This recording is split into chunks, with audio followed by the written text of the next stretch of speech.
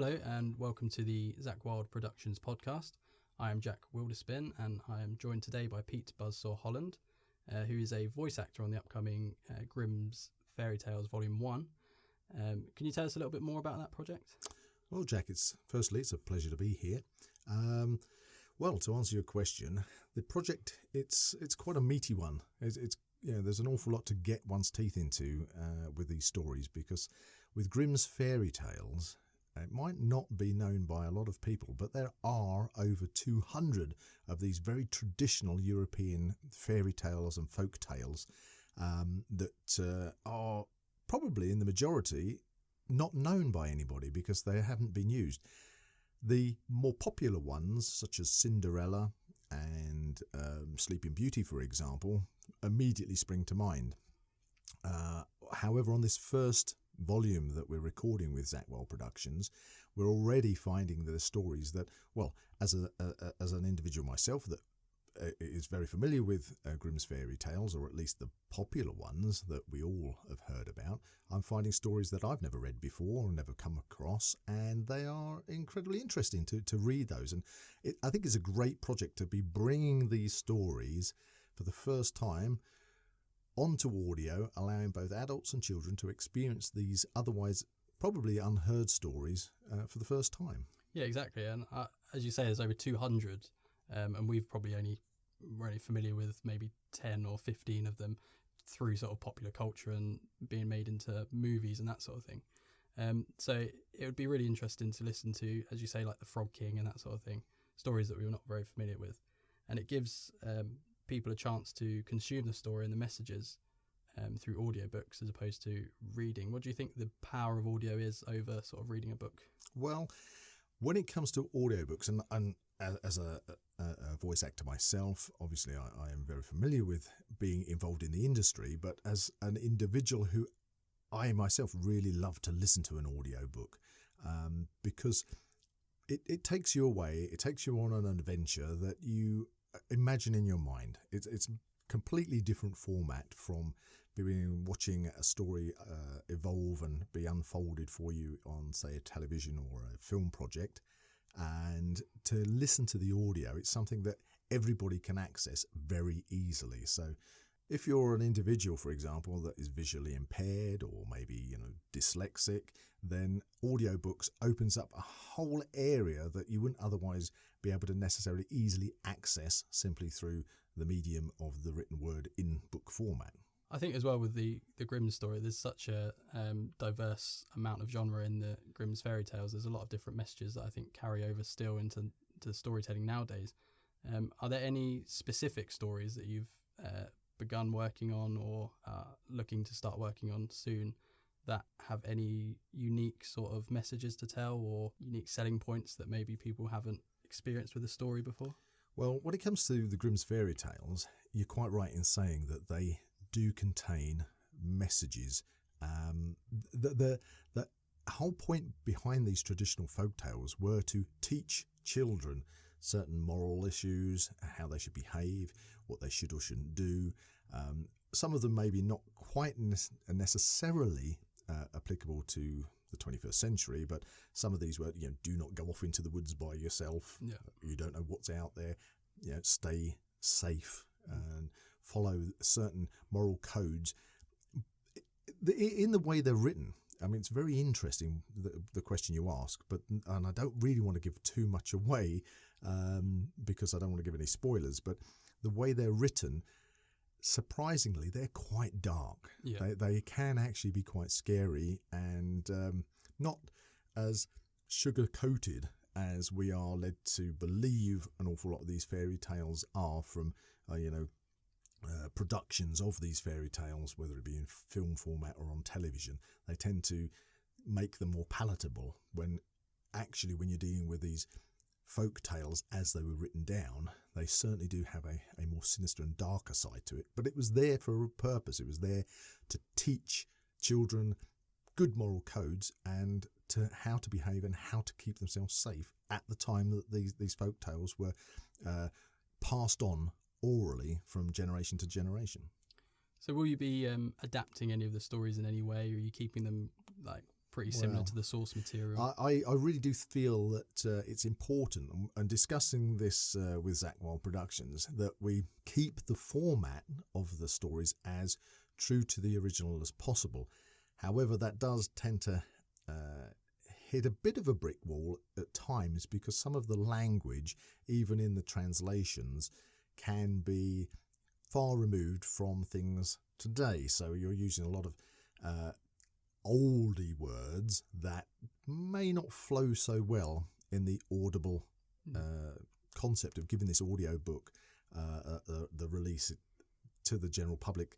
So we've taken it upon ourselves just to tweak the stories a little bit where we feel necessary to make them more appealing, easier to listen to is probably the better way to say it, but without taking away their originality. That's very important, that they stay as original as we can possibly keep them, but at the same time make them an enjoyable experience to listen to without it being, I've lost it now. I'm not quite understanding the terminologies being used. Yeah.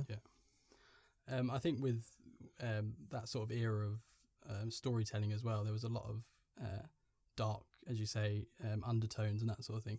Do you think in films nowadays that they adapt Grimm's fairy tales, such as like Disney and that sort of thing, do you think they water down some of the undertones? Do you think? Well, yeah, as I've briefly touched upon, maybe I'm being unfair. I work in the film industry, so I certainly don't want to make it sound that I'm being negative in any way, but there are certain things that one needs to sugarcoat to make it more palatable, whether it's going to be in a movie which is an animation, or whether it's live action. You want to make it entertaining, you want to keep the story there, and so you might get the original story, which in itself is probably more suited to to be honest, in some of these cases probably more suited to the horror genre even, but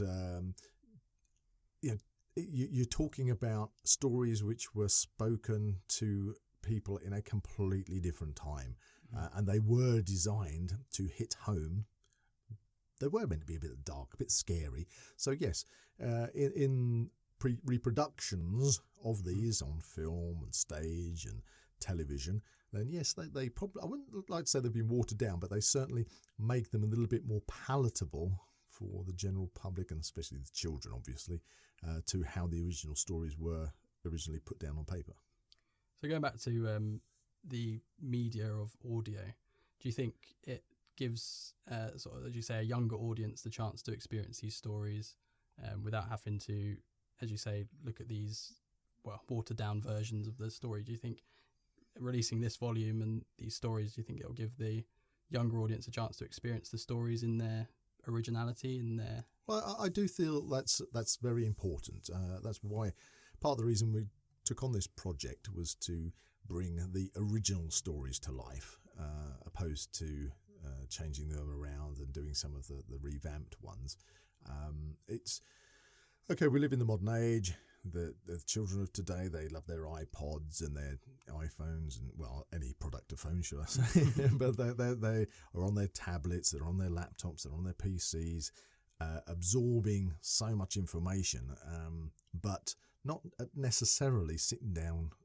Call me old-fashioned, but I still like to sit down with a real book that I can turn the pages on and experience that and take myself off onto a complete adventure in my own mind.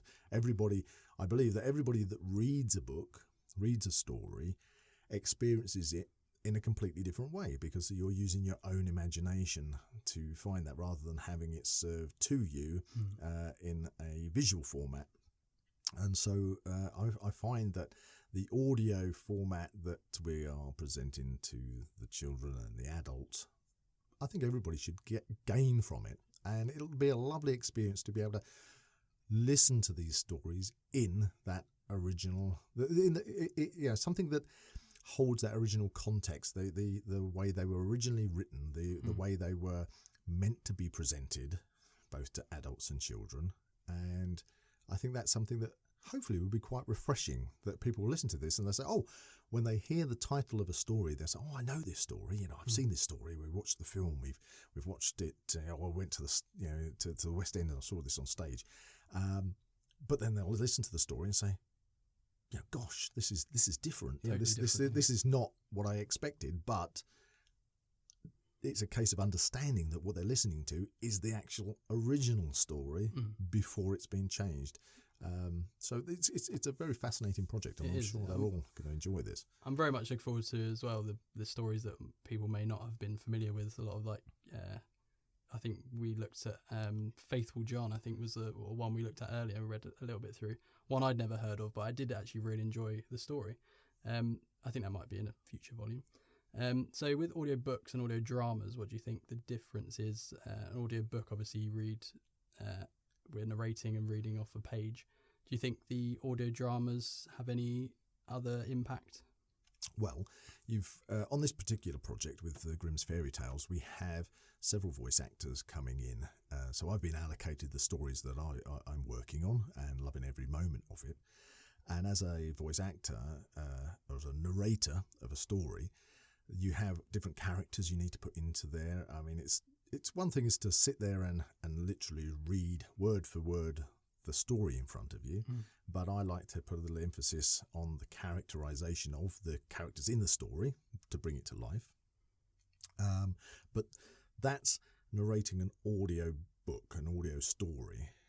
The difference from that, taking it to the audio dramas, that's where you are, rather than being a narrator, you are a voice actor, where you are really bringing to life. You're changing. You are acting. You are bringing out the character from the written page and turning it into an audible kind of 3D experience that really drags you into the story, because it's rather than reading every line as you do in a story, you are painting a picture through the characterization of the characters that you've been given on the script. So you're lifting them off the script and taking the listener on this journey, whether it be, I know that Zak Wylde Productions, they've got so many different productions in line, but we've got things from steampunk to science fiction to drama, crime novels, audio dramas, shall I say, and it's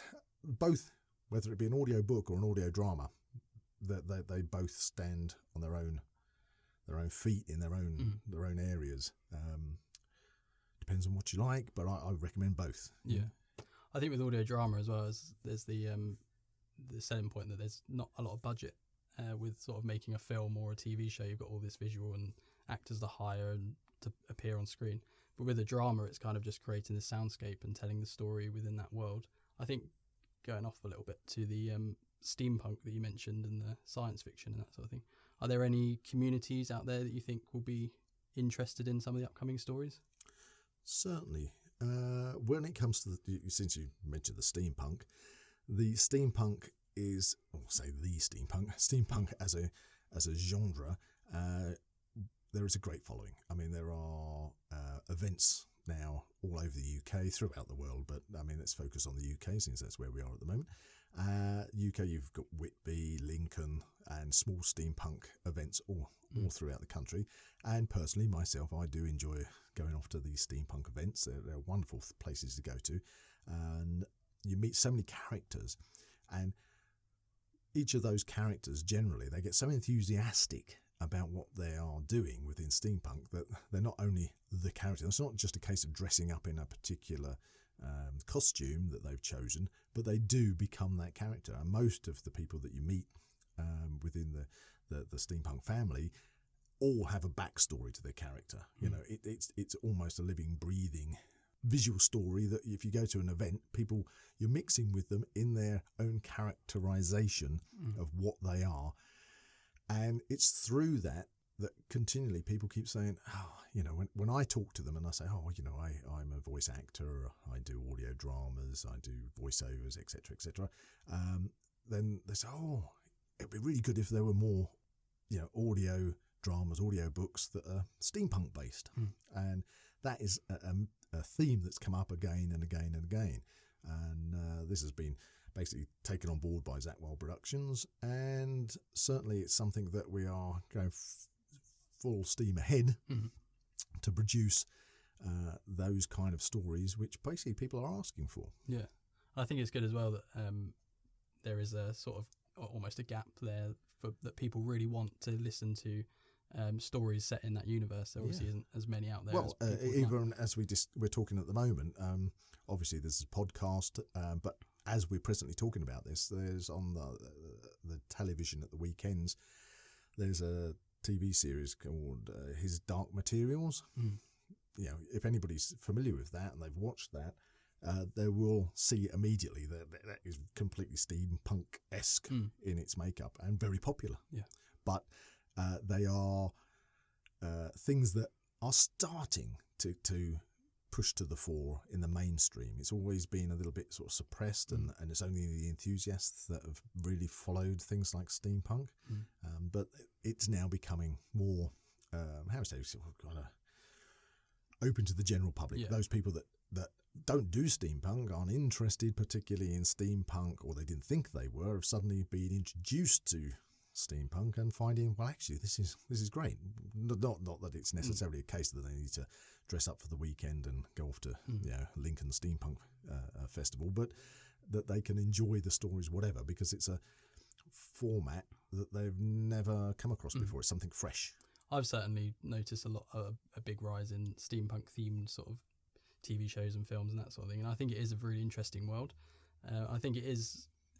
I'm looking forward to hearing actually a lot of the audio dramas set in this steampunk universe, because I'm not completely familiar with it. I'm learning a lot of it through sort of research and that sort of thing. Are there any other sort of universes or genres, I should say, that Zak Wylde Productions will be exploring?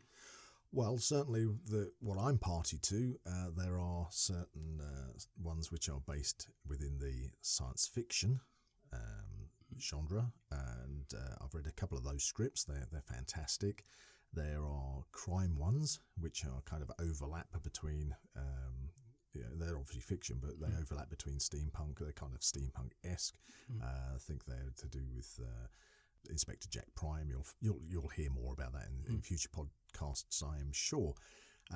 But yes, there are so many different worlds and that Zak Wylde Productions are putting together that it is quite a joy to be asked to be able to do the characters in some of these, even if it's just the odd small part, or if it's a much bigger character, then I think you'll find them fascinating when you actually get into these worlds and start building your own image of what they look like, what the characters are like.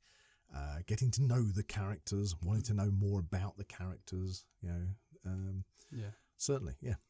I know, obviously I've read a couple of the scripts through, and I'm amazed by some of the world building that you can create just through sound and dialogue and that sort of thing, and I'm really looking forward to getting to know some of these characters. Okay, to round this up a little bit, is there a website we can visit to keep up to date with any teasers? Certainly. The website is zakwyldeproductions.com. And you can look and follow Zak Wylde Productions throughout pretty much most of the social media, whether it be Facebook, Instagram, YouTube, or even go on to Twitter, give them a tweet, follow all the new things that are going up there, interviews with the staff, with the voice actors that are involved in doing these productions. And, if you want, buy yourself a t-shirt as well. That's what I did from the website. But no, it's great. You get on there and listen to some of the teaser trailers and take it from there, really. We've found out a lot of information actually about these upcoming releases, and I, for one, really look forward to listening to them and taking part in some of the production. Thank you for joining me on the podcast. Thank you, Jack. It's been a pleasure. Tune in next time for some more information about upcoming projects. I think we'll be talking about Phantoms of the Machine. Phantoms of the Machine, yes. I think Adrift, as well. Adrift, that's science fiction, yeah. That's a really nice one. So a lot to look forward to. Stay tuned and see you next time. Thank you.